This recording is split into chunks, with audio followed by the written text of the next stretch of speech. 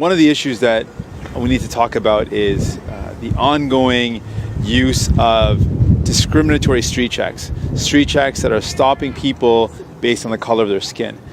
And this is something that must end. We passed recently a motion at our national convention talking about the fact that we need to build and work towards a society and a Canada that is free from street checks.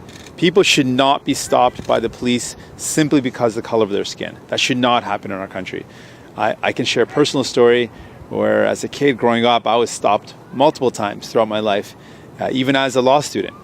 And being stopped in your own community, where you live, where you were born, for no other reason than the way you look, is something that sends a message that people don't belong, that there's something wrong with just being who you are.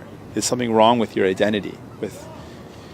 And that's something we need to stop. We need to make sure that the message is loud and clear that everyone is celebrated in our society, in our country, and that's why it's such an important thing for us to tackle.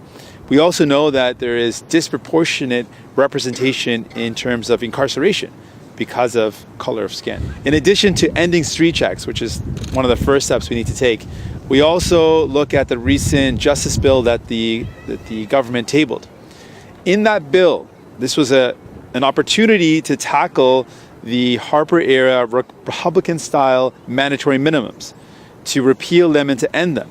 We know that mandatory minimums do not work in terms of reducing crime. They don't do that. The evidence makes it very clear. And what happens is mandatory minimums disproportionately impact racialized communities, in particular people from the Black community and Indigenous communities.